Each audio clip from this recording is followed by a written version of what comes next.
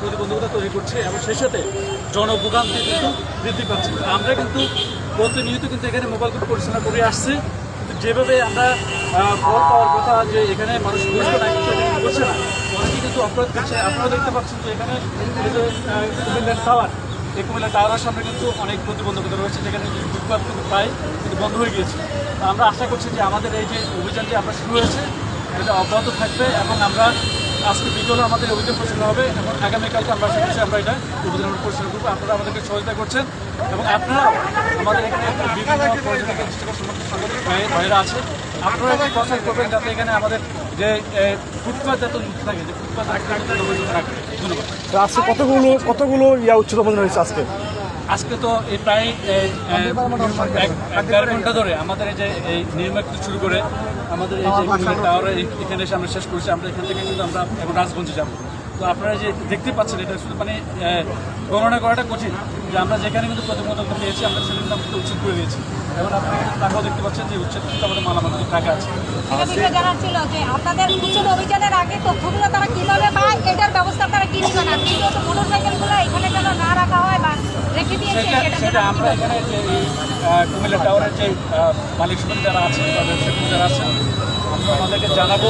এবং আমরা কিন্তু গতকাল কিন্তু মাইকিং করেছি, তার আগেও কিন্তু মাইকিং করেছি যাতে কোনো ধরনের মানে ফুটপাত যাতে উন্মুক্তভাবে রাখে।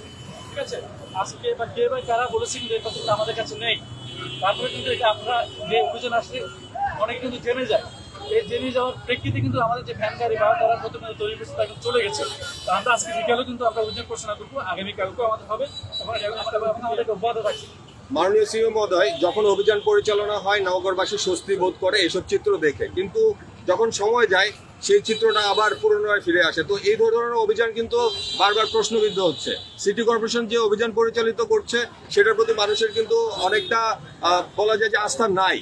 ঠিক আছে, এটা মানুষের কথা। তো সেই ক্ষেত্রে আপনারা কি বক্তব্য দিবেন? এই অভিযান কি এভাবে চলতেই থাকবে? মানুষ কি ভোগান্তি ভোগ করতেই থাকবে? জেলা প্রশাসন করছে, সিটি কর্পোরেশন করছে, আমরা আমাদের অবস্থান থেকে আমাদের দায়িত্ব যতটুকু সেটা আমরা করছি। আবার একই ক্ষেত্রে আমাদের কুমিল্লার যে নাগরিক যারা আছে বা কুমিল্লাবাসী যারা আছে, প্রত্যেকটা মানুষের একটা নাগরিক দায়িত্ব আছে যে আমি কোথায় কি করবো, আমার কোনটা করা উচিত, কোনটা করা উচিত না, আমার কি ফুটপাত দখল করা উচিত বা উচিত না, সে বিষয়টা কিন্তু নাগরিকেরও দায়িত্ব রয়েছে।